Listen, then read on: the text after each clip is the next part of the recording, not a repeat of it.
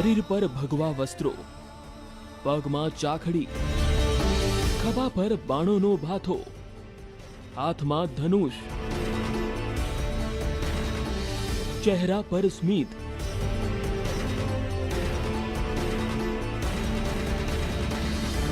આજ હતું ભગવાન શ્રી રામનું વનવાસી રૂપ.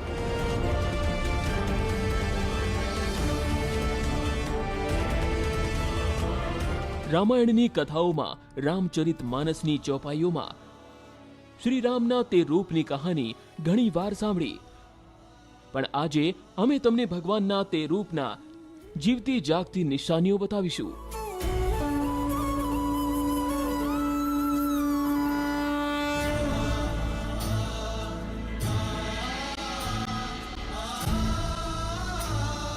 આજે અમારી ટીમ તે સફર પર છે જ્યાં ભગવાન શ્રી રામના વનવાસી રૂપના નિશાન હજુ પણ જોવા મળી રહ્યા છે.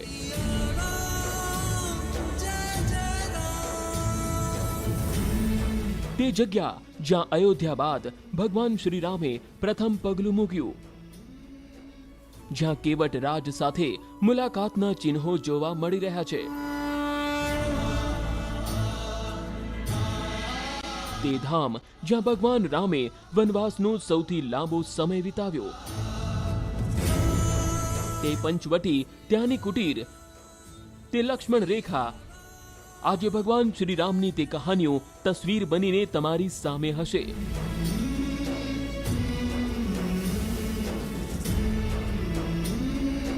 અમે શોધીને લાવ્યા છીએ તે ચમત્કારિક કુંડ, પણ જ્યાં ભગવાન રામની ગુરુ બૃહસ્પતિ સાથે મુલાકાત થઈ હતી.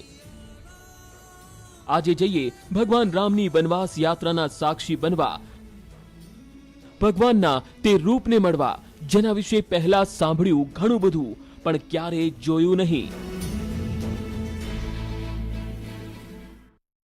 આજે અમે લઈને આવ્યા છીએ કહાની રાજા રામ રૂપની, શ્રી રામની રાજગાદીની, ભગવાનના દરબારની. જઈએ એવી જગ્યાએ કે જ્યાં રાજા રામને છે 6 વાર સલામી આપવામાં આવી, જ્યાં જ્યોતિ રૂપમાં રાજા રામ આજે પણ સાક્ષાત જોવા મળે છે. શ્રી રામની વનવાસ યાત્રા.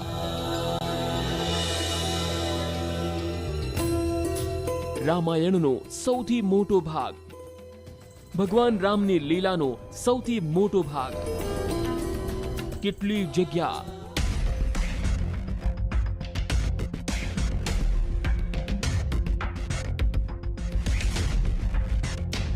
કેટલી કથાઓ,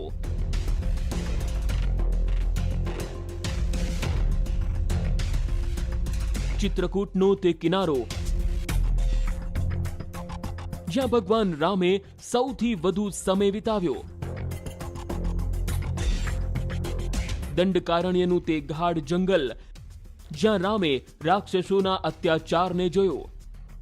પંચવટીનું તપોવન જ્યાં ભગવાન રામે તપ કરીને કેટલી અદ્ભુત શક્તિઓ મેળવી.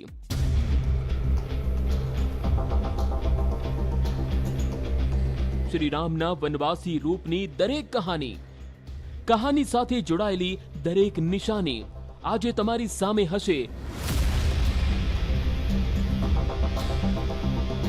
જે શોધવા માટે અમારી ટીમે ઘણી મહેનત કરવી પડી, કેટલાય મહિના જંગલોમાં વિતાવવા પડ્યા. આજે તે બધા સાક્ષ્ય તમારી સામે હશે.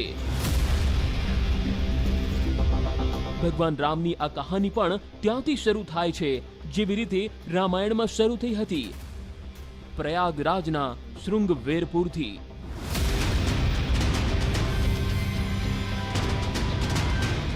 श्रृंगवेरपुर की कोई अगर पहचान है तो वो ये मूर्ति है. अब आपको धनुष और बाण देख के लग रहा होगा कि भगवान राम की मूर्ति है, लेकिन ऐसा नहीं है. ये मूर्ति है निषाद राज की. निषाद राज यानी कि मल्लाहों के राजा. और इस जगह के बारे में यही फेमस है, यही इसकी मान्यता है कि यही वो जगह है जहाँ से भगवान राम ने गंगा जी को क्रॉस करके प्रयाग की तरफ गए थे अपने सन्यासी रूप में. लेकिन यहाँ पर एक रात गुजारी थी और उनकी मुलाकात हुई थी इनसे, निषाद राज से, यानी कि मल्लाहों के राजा से.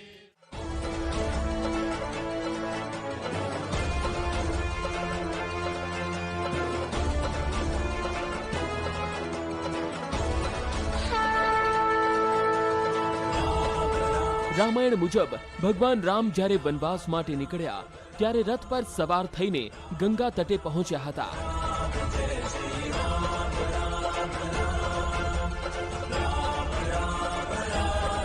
કહેવાય છે કે ગંગા નદીનો આ કિનારો જ્યાં યુગો પહેલા ભગવાન રામ, સીતા અને લક્ષ્મણ સાથે આવ્યા હતા, જેની ચોપાઈ આજે પણ સંભળાવવામાં આવે છે. सीता सचिव सहित दो भाई और श्रृंगवेरपुर पहुँची जाई.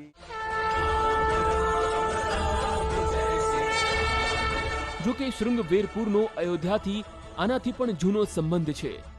તે સમયથી જ્યારે ભગવાન રામનો જન્મ પણ નહોતો થયો, જ્યારે રાજા દશરથ અહીં પહેલીવાર એક ખાસ ઉદ્દેશ સાથે આવ્યા હતા.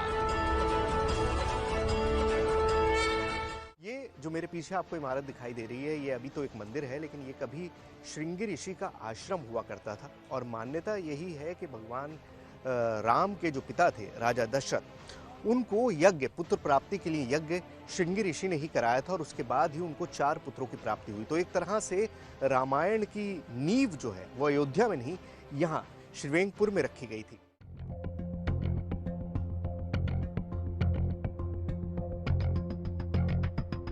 આજે શૃંગવેરપુરમાં ગંગા નદીનો તટ શ્રીરામના રંગે રંગાયેલો છે, જે આ જગ્યાની રામકથાને વ્યક્ત કરે છે, જેમાં સૌથી મહત્વના 2 પાત્રો છે, જેમાં પ્રથમ નામ છે મલાહોના રાજા નિષાદ રાજ. નિષાદ રાજ અને રામ વચ્ચે બાળપણની મિત્રતા હતી. જ્યારે ભગવાન શ્રીરામ શૃંગવેરપુર આવ્યા હતા ત્યારે વર્ષો પછી આ તટ પર પોતાના નિષાદ રાજને મળ્યા હતા. तरे रामदेव सरी देखी कीन दंडवत हर्ष विषय की. गंगा मैया को उन्होंने दंडवत किया और बड़े खुशी से कहीं कहीं कोटि कथा प्रसंगा राम बिलो कहीं गंगा तरंगा. महारानी गंगा जी के तरंग को देख करके कोटि प्रसंग गंगा जी को सुना रहे हैं. तो यहाँ पे क्या इसी किनारे पे? नहीं, इस साइड में है वो सिंगवेरपुर. श्रृंगवेरपुर घाट. हाँ. वहाँ से गुहराज निषाद जी आए हाँ. और वो बचपना में उनका ननिहाल था अयोध्या में. हाँ. भगवान श्री राम को पहचान. રામાયણમાં લખ્યું છે કે અયોધ્યાથી નીકળ્યા બાદ શ્રી રામે વનવાસની પ્રથમ રાત શૃંગવેરપુરમાં ગુજારી હતી. પણ તે જગ્યા કોઈ મહેલ નહીં પણ એક બગીચો હતો. गुहराज सोचने लगे कि इनको रात्रि निवास करवाऊं कहाँ. तो इस रामचौरा घाट में उनकी फुलवारी थी. गुहराज की अच्छा, गृहराज की फुलवारी फुलवारी थी. थी. ठीक गुहराज है. निषाद वो यहीं पर है अभी? यहीं पर है, मौजूद है अभी. अच्छा. માન્યતા મુજબ આ જગ્યા પર ભગવાન રામે ઘરથી દૂર વનવાસની પ્રથમ રાત્રિ વિતાવી હતી. આજે અહીં વૃક્ષોને તેવી રીતે જ સાચવીને રાખવામાં આવ્યા છે જેવો રામાયણમાં ઉલ્લેખ છે. श्रृंगवेरपुर में राम चौरा में यही वो स्पॉट है, यही वो एग्जैक्ट जगह है जहां पर राम जी ने एक पूरी रात गुजारी थी. अब आप खुद इमेजिन करिए, त्रेता युग, हजारों साल पहले की बात, और आज भी ये स्पॉट अपने जगह पर मौजूद है. इसको मार्क करके रखा गया है. तो ये पेड़ जो आप देख रहे हैं, 4 पेड़ यहाँ पर थे, वो चारों पेड़ उसी तरह से आज तक प्रिजर्व किए गए हैं जैसे उस वक्त में मौजूद थे.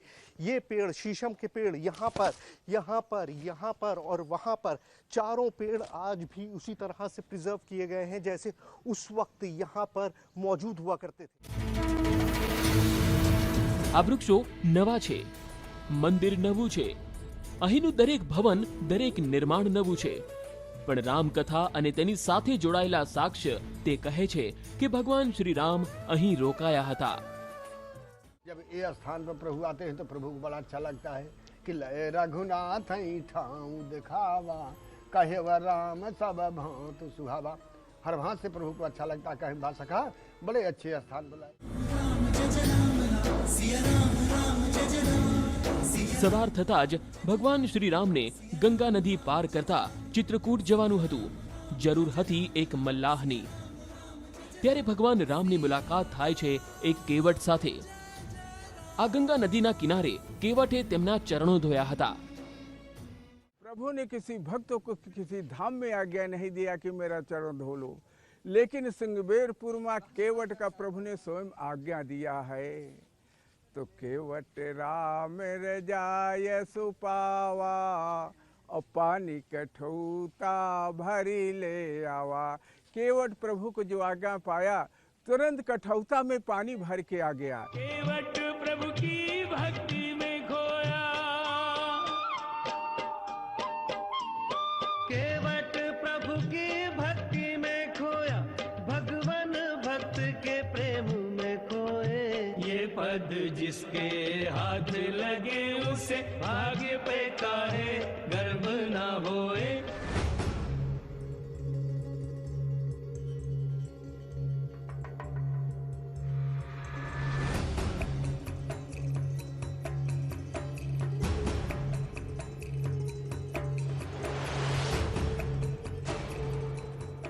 त्रेता युग में भगवान राम कुछ इसी तरह से इस नदी पर से गुजरे होंगे। जब संन्यास लेने के लिए 14 साल के अपने वनवास के लिए वो यहाँ से निकले थे, तो अपने आप में ये कितनी शॉकिंग चीज़ है कि सदियों पहले, हजारों साल पहले जो कुछ गुजरा उसको आज भी आप इस मोमेंट में रिलीव कर सकते हैं, दोबारा उस पूरी चीज़ को जी सकते हैं।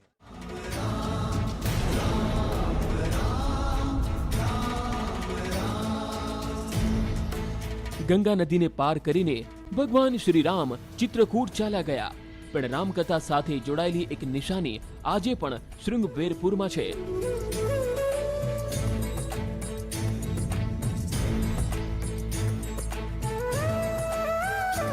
આ સ્મારક પુરાતત્વ વિભાગને ખોદકામ દરમિયાન મળ્યું। ઈંટોનો ઉપયોગ જોઈને લાગે છે કે આ રામાયણના સમયનું નથી। કહેવાય છે કે આ જગ્યાનો સંબંધ કોઈ સમયે નિષાદ રાજના મહેલ સાથે જરૂર રહ્યો હશે।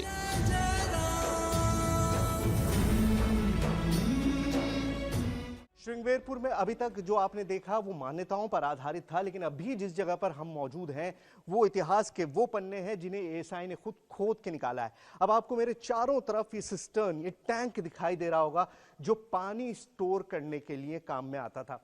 अब सोचिए, ये एएसआई ने निकाला है और एएसआई का मानना है कि ये निषाद राज के जमाने का है, यानी अब से हजारों साल पहले यहाँ पर कोई राजमहल था। उस राजमहल में ये इतना शानदार वाटर सिस्टम था और इस तरह के सैकड़ों चीजें हैं। यहाँ से जैसे ही आप आगे बढ़ेंगे तो इस तरह की सैकड़ों चीजें हैं जो आसपास बनी हुई हैं। ये सारी चीजें निषाद राज के जमाने से, मतलब त्रेता युग में हजारों साल पहले यहाँ पर राजमहल था। यहाँ पर इस तरह के वाटर सिस्टम्स थे जहाँ पर पानी प्योरीफाई किया जाता था और पूरी नगर, पूरे शहर यहाँ पर बसे हुए थे।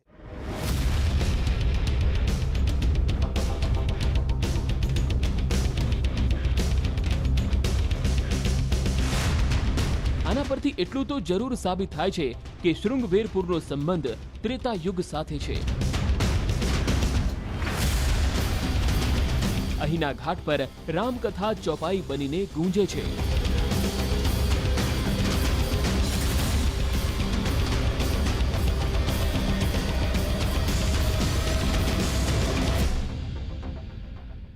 આજ સવાલ થયો કે ભગવાન રામની મૂર્તિ મંદિરમાં નહીં પણ મહેલમાં કેમ સ્થાપિત કરવામાં આવી।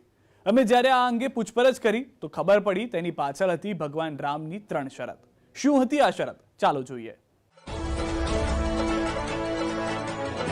પ્રભુ રામના સંન્યાસી રૂપની નિશાનીની શોધમાં અમારે મધ્યપ્રદેશના પન્ના જવાનું હતું।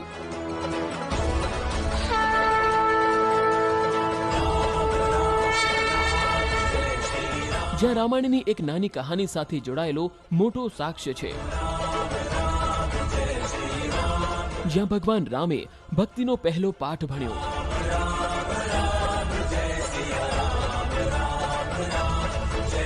જ્યાંનો ચમત્કાર આજે પણ લોકોને ચોંકાવે છે।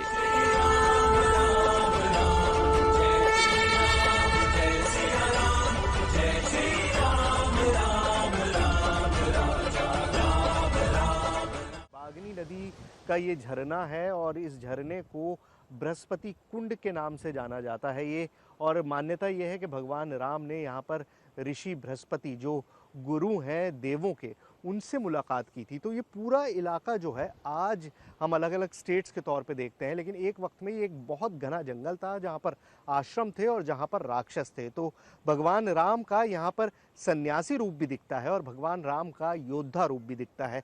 दोनों रूप आपको दिखाएंगे इसी जगह में आसपास, दोनों रूप यहाँ पर आपको भगवान राम के दिखाई देंगे।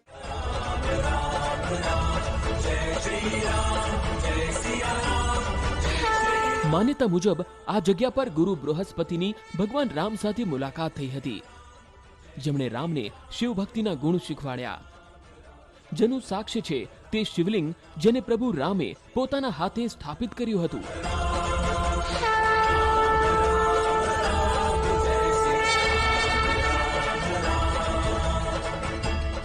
बृहस्पति कुंड में है और यहाँ पर जब आप पहुँचेंगे तो सबसे पहली चीज़ जो आपको दिखाई देगी वो बोर्ड है जिसपे लिखा हुआ है कि जाने पर जान का खतरा हो सकता है, कृपया कुंड में ना जाएं। और जो मैंने सुना है अभी तक वो यही कि बहुत सारे लोग अपनी जान गंवा चुके हैं उस कुंड में पहुंचने के लिए, क्योंकि रास्ता बहुत ही ज़्यादा खतरे वाला है, बहुत छोटा रास्ता है और वहाँ से गुजर के जाना होता है उस कुंड तक पहुँचने के लिए। पानी की आवाज़ आपको यहाँ से सुनाई दे रही होगी। अभी हम करीबन कुछ नहीं तो किलोमीटर दूर हैं और पानी इतना ज़्यादा तेज़ है कि पानी की आवाज़ अभी से सुनाई दे रही है। आइए चलते हैं। આ ઝરણું નીચે એક કુંડમાં પડે છે, જ્યાં ભગવાન રામ અને ગુરુ બૃહસ્પતિ મળ્યા હતા. તે પહેલા શિવલિંગ મળશે.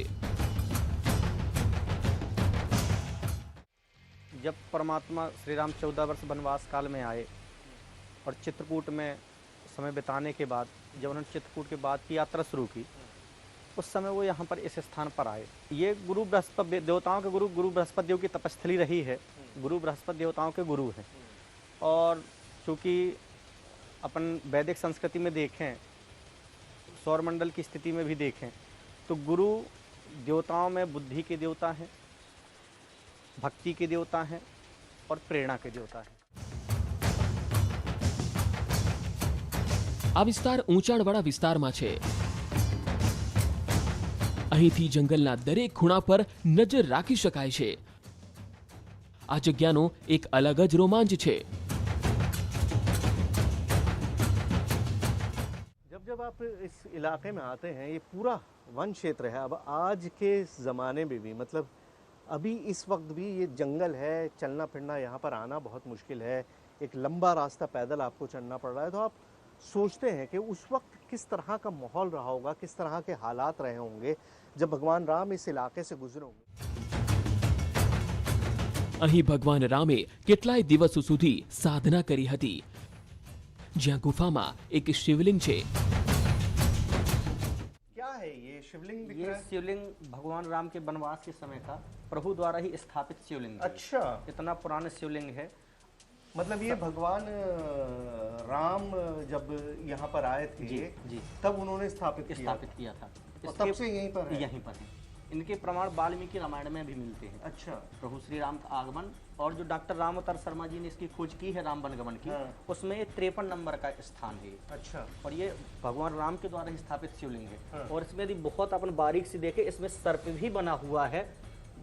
दूरदर्शी से समझ में नहीं आता, लेकिन बारीक में देखे पूरा सर्प का अवतार है। આ જગ્યાએ એક ગુફા જ છે, જેને લોકોએ હવે મંદિરમાં ફેરવી છે. દાવા મુજબ યુગો પહેલા ભગવાન રામે અહીં સાધના કરી હતી, જેનો પુરાવો છે આ નાના રામકુંડનો ચમત્કાર. सर का दावा है कि यहाँ पर पानी का एक ऐसा चमत्कार है जो आपको पूरी दुनिया में और कहीं नहीं मिलेगा। क्या है सर, बताइए। बिल्कुल सर, ये जब मैंने जैसे आप प्रतिमा के बारे में बताया, बता ये राम दिया। के द्वारा प्रस्तावित प्रतिमा ठीक है, हो है। गया। इनको चढ़ाने के लिए जल, हाँ। इस गुफा के द्वारा ही जल लेकर के प्रभु श्री राम ने इनको चढ़ाया। अच्छा, ऐसा उल्लेख बताते बड़े बड़े संत, काल्पनिक संतों द्वारा ये कथा बताई गई है। हाँ। और ये जल देखिए, आप देखने में लगता है आपको ज्यादा से ज्यादा 15 लीटर जल होगा, लेकिन आप अभी डब्बे लाइए, यदि चमत्कार की बात आप करते हैं, 100 लीटर पानी भी आप निकालिए तो समाप्त नहीं होगा। ये मेरी उंगली आप देख लीजिए, बिल्कुल सूखी है। ये मैं इसमें डालता हूँ, इतना गहरा है, ये देखा है, यहाँ तक सिर्फ इतना गहरा है और 1 बाय 1 मीटर की इसकी चौड़ाई लंबाई होगी। और इनका दावा है कि आप 100 लीटर पानी भी यहाँ से निकाल लेंगे तो पानी खत्म नहीं सर मैं दावे की बात नहीं बोल रहा हूँ, आप अभी डब्बा मंगाइए, बाकेट मंगाइए और इसमें आप 100 लीटर पानी डालिए, यदि खत्म हो जाए तो गारंटी इस बात है। લોકોને વિશ્વાસ અપાવવા માટે દાવાની પડતાલ જરૂરી હતી।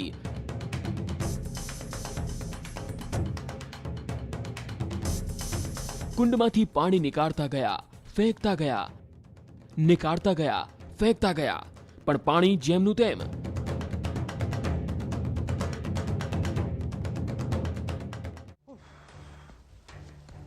20 बाल्टियाँ पिछले आधे घंटे में मैं फेंक चुका हूँ। पानी तो 1 इंच भी नहीं हिला है, लेकिन मैं बेइंतहा थक गया हूँ। अब इस बाल्टी को अगर आप देखेंगे तो कुछ नहीं इसके अंदर 8-10 लीटर पानी तो आराम से 8 लीटर तो आता ही होगा। मतलब अभी तक मैं करीबन 80 लीटर पानी बाहर फेंक चुका हूँ और पानी वहाँ पर एक रत्ती भी, 1 मिलीमीटर भी जो है वो कम नहीं हुआ। કુંડ નાનો હતો, મુશ્કેલીથી 6-7 લીટર પાણી આવતું હતું। જો ઝરણાથી પાણી આવતું હોય તો પણ જળસ્તર થોડું તો ઓછું થવું જોઈએ। ये तो हिल नहीं रहा है, पानी वहीं का वहीं है। नहीं हलेगा सर, पूरा ये दिन बिल्कुल फेंकिए। मतलब जितना पानी था, जितना मैंने अभी नापा था कुछ देर पहले, उतना ही का उतना ही पानी है। मतलब आधा घंटे से हम लोग लगातार बाल्टियां भर रहे हैं, मैं बाहर ले आके डाल रहा हूँ, लेकिन पानी टस से मस नहीं हुआ है, कोई इनग्रेस नहीं दिखाई दे रहा है। मतलब अमूमन होता है पानी टपक रहा होता है, कुंड भर रहा होता है, यहाँ पानी अंदर आने का कोई भी चिन्ह, कोई भी संकेत नहीं दिख रहा है, कोई भी ऐसा इशारा नहीं नजर आ रहा है कि वहाँ से कहीं से पानी अंदर आ रहा हो। और उसके बावजूद भी लगातार पानी निकाल रहे हैं। इस तरह से बाल्टियाँ हम लगातार भर रहे हैं और तब भी पानी वहीं का वहीं है। આ જ કારણે આ કુંડને લોકો રામકુંડ કહે છે, જ્યાંનું શિવલિંગ અને કુંડ બંને અદ્ભુત છે।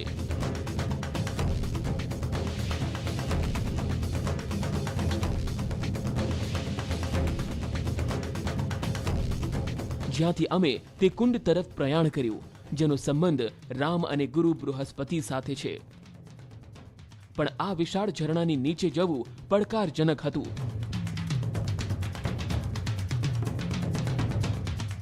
तंग रास्ता, चिकने पत्थर और ऊपर से बारिश, मतलब सारी मुसीबतें जो एक साथ हो सकती थी ना इस रास्ते में, वो हमको मिल गई हैं। एक भी कदम अगर मेरा गलत पड़ गया ना तो पैर तो टूटेगा ही और यहाँ से वापस जाने का कोई रास्ता नहीं मिलेगा।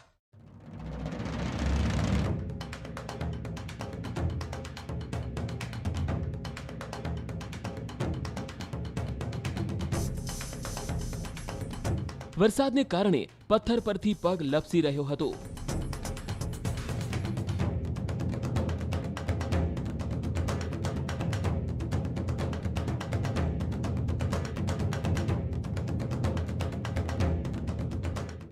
पूरी टीम के लिए, मतलब ये तो इलाके के लोग हैं और इनके लिए भी अब मुश्किल हो गया है।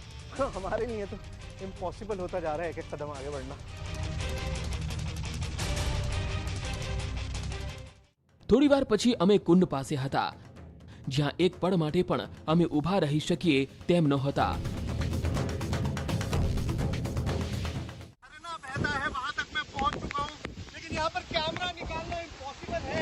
मेरी आवाज पता नहीं आप तक पहुंच पाएगी या नहीं, क्योंकि पानी की आवाज इतनी ज्यादा है कि कुछ और सुनाई नहीं दे रहा है। और बिल्कुल इतना तेज वेग है इस झरने का, आप पानी महसूस करके देखिए, आपको पता चलेगा कि 1 सेकंड भी यहाँ पर अगर आप खड़े रहेंगे तो पूरी तरह से तरबतर।